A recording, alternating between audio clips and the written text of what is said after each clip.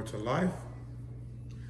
I am your honored host today, Lamar Moore, and this is Beyonce. um, JK. Why don't you have a voice? well, that's all I'm gonna say. I'm a little hoarse because there was a football game Saturday, and it was a good game. It was a hard-fought battle, but sometimes people don't come out. Roll Tide. I don't know why she's that excited and they lost. But anywho, we used to when you're used to winning, you don't get all excited. I'm just gonna be even keel. But Y'all, that's not why we're here this is today. false. We'll have to do a separate that's another video. day. Today is part one. We're gonna do two parts of 12 questions to ask before you get married. Today we're going to dive into 6 questions.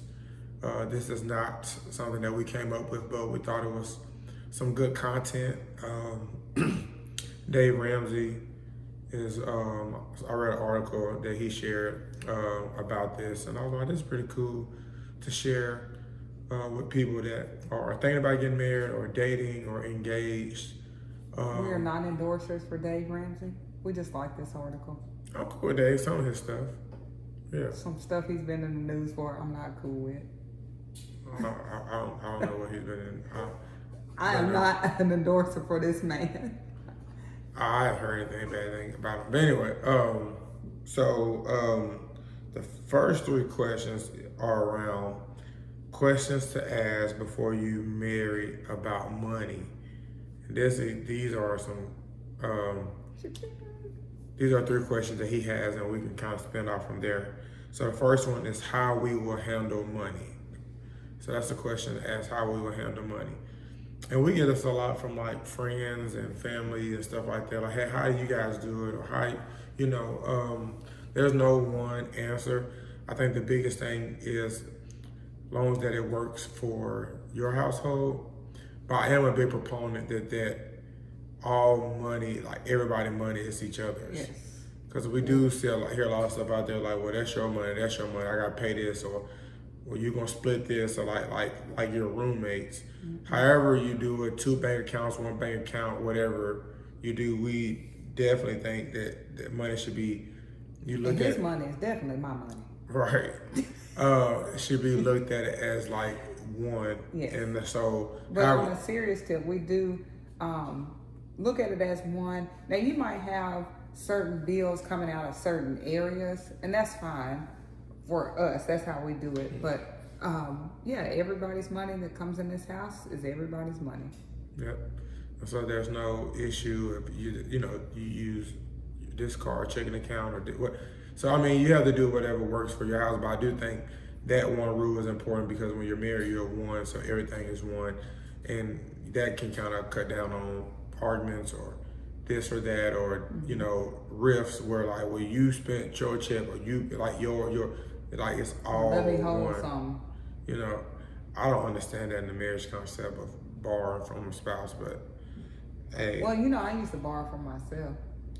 Remember, I used to do I owe myself. And I used to look at you like you were slow, but hey, it was a journey to get her to the financial path of financial literacy. No. Financial freedom. Literacy first. Don't get to freedom yet. Literacy. So the second question was, how much debt will we have to pay off?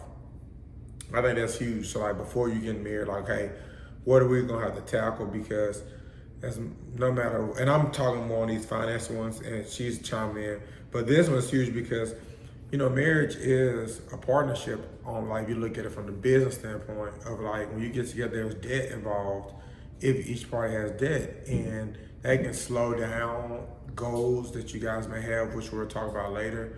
So I think that's just a real candid situation to talk about, like, what's out there. Mm-hmm. We got married young, and we were both blessed to not have student debt, mm-hmm. and we didn't have any debt at all. Mm-hmm. So that was a blessing. But we got married young. But especially if you're older dating, That's definitely a question because personally, you know, I might love you. I ain't marrying somebody that got a ton of debt. I'm sorry.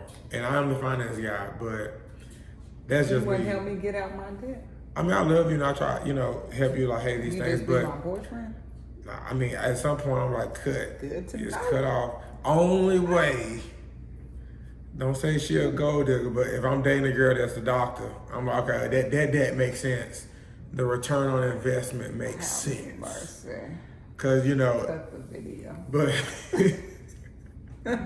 or something of that nature. So, but no, just real talk to think about that because people get married And they're doing debt forgiveness now. that's gonna be minimal. That's for school, but I'm saying For school, that's a huge no, deal. I'm saying it's minimal. Like the people, the average student loan debt, it's still good, but Yeah. that's not gonna fix this question because you got people coming got 30,000, 40,000 credit card. You get married, y'all come in and finance it. So I think just having those talks is important. All right, guys. So number 3, how will we make a budget? So kind of what I just kind of talked about. I think knowing that debt piece also helps on how you're going to budget. You know how you guys are going to budget together. And I like how the article brought up the dryer has got to go. I like how the article brought up how and not will we. So a budget, we feel, is necessary. Even, it don't matter what amount you're making. Because some people feel like, well, I don't make enough to have a budget. Yes, you do. Like any money coming in, budget it. I learned that the hard way, but I'm better now. Right. I am better. You gonna I didn't say you Your wasn't. face said it all. See, she was telling herself. There's a spender and a saver. Right. So yeah, so make a budget. If you don't know what a budget is, We'll talk about that one day. yeah, we'll talk about it one day. But basically, it's just a written record. So you write down. You know, a lot of people do it on their phone, but I think sitting down pen and paper is very good.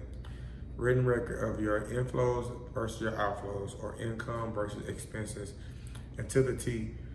So everything you allocate, fast food, like be very specific on your expenses. Because when you're not, there's little things that you do that you don't account for. You're like, well, where my money go? And that's where it goes. Mm-hmm. So sit down, talk about that. So those are the 3 questions about money. The reason I think this article started off, they're a financial company, of course, but that's still one of the leading arguments in marriages. So leading arguments main cause for divorce. One of the main causes that leads to separation and divorce. Yep. All right, so then the second set of questions is questions to ask before marriage about your future spouse. All right, so question number 4, how are our personalities different? I think that's important to understand, especially if you don't start off living together and you're trying to wait till you're married to move in and join your households then. Yeah. It's important to talk. Which is the way of the Lord. Lamar, we're not here for that. So you messed up my train of thought. Go take it. No, I just saying it's important to know the personality. Know the person. And you know, and I think that's just, you get that over time with dating. I think also you continue to learn that person, and you know, the love language is a good book to understand their love language, their personality, what makes them tick. The Enneagram, highly recommend. Yeah, so Lamar has not read the book, but we did a study on it. Yeah, I did Cliff Notes. You know, I'm a doctor. I'm used to Cliff Notes. It's actually spooky that these tests are that accurate. So it does help you to understand how your spouse thinks, why they think that way, why they do what they do. Yeah, and these are just things, as my good friend Wilson McCoy always say, are just a way or a type of thing to look at. The Enneagrams and the stuff we mentioned is not the way. Yeah, so, just work for us. Yeah, so these are things just to look at. Question number 5 is, what are our fears? Well, sometimes it might be only one person answering that because the other doesn't have fears. I'm sure there's a thing I'm fearful of. I'm going to ask him after this video. He's not going to be able to name it. But it is important. Failure, I guess. Fear to fail. Okay. I guess that's one.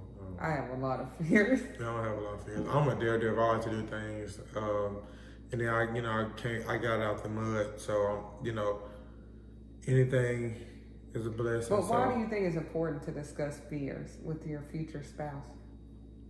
Maybe for they can be your support system, help you through those challenges. But also, that's your fear, maybe not to push you right away to something that you kind of fearful of. I don't know, because I'm thinking more adventurous. Like I want to go skydiving. I do zip line, all these adventures that she ain't doing.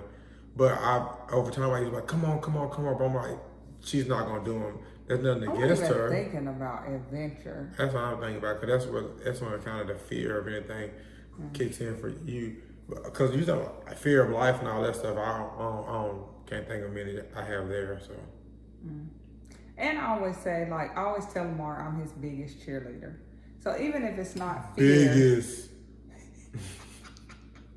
even if it's not, I'm coaching you or supporting you through your fears, leads into the next question, number 6. What are our goals? It's important to set goals. We learned this from, I was about to call her by her nickname, April Collins. We learned this from a workshop that he went to, and he shared it with me. To not only set goals, but to set action steps for those goals and to check in frequently. So we set goals for probably every aspect of life. So whether that's physical, spiritual, our marriage, family, health, work, professionally. Yeah.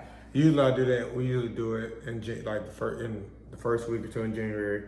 We have a video about that. Go check it out. And then we try to check in once a month on how we're doing. This year we're kind of falling off a little bit. Well, we had the baby. It's been crazy. So I think we're probably only checked in the hospital. Probably checked in 2 or 3 times. But I've been tracking my fitness goal. I'm trying to get there. I got 2 months left. 2.5 months. It's getting close. But I got my goals today. All circles are closed. But I think that's goals because that's how you can grow together as a couple and achieve what you want to achieve. But also helps you stay focused on what are the important things. So no matter what we have professionally, no matter what we might have goals financially and all that, it keeps us rooted in the most important things are our spiritual goals and our family goals, what those kind of are the driving force. So. And I think our goals help us maintain being a couple and being an individual. Because one piece of advice we receive upon marriage is you still have to maintain that you're an individual. Yes, we're a couple, but we like different things. Like he said, adventure. I'm not adventurous. I will do adventurous things for him. Shopping. I like to go play sports. So we try to have that balance, even though I'm more open. She's like, I'm gonna go shopping for multiple hours at Target. Cool, I'm cool. I'm about to go play basketball for an hour. Whoa. I don't mind it. But if it go an hour and a half, where you at? It's not. It's not. No, she's done a lot better. She's done a lot better. And you're a lot better than when we started. But those goals, we don't want to get. I know something else somebody told me is we don't want to get so lost in our marriage and wrapped up in our marriage we forget we're individuals. I thought you were gonna say something else, but okay. What? I thought you were gonna say this was good. Don't get caught up in the comparison game either for your goals. These are your goals and your family goals. A lot of people that's a business minded, or y'all might have heard this, it's called SMART goals. Everybody's SMART goals is for them. I want to say it's specific, measurable, attainable, realistic, and time, in a timetable to achieve those. So when you set these goals, don't be 5 years. Is it a 6-month goal, a year goal? I think that's right off the top. I still remember it, the good old brain. I might be going bald, but this brain still working. Right. But don't get caught. Your journey is your journey. We went through these questions. Everyone will kind of have. We didn't go through these questions before we got married, but we kind of, in a roundabout way.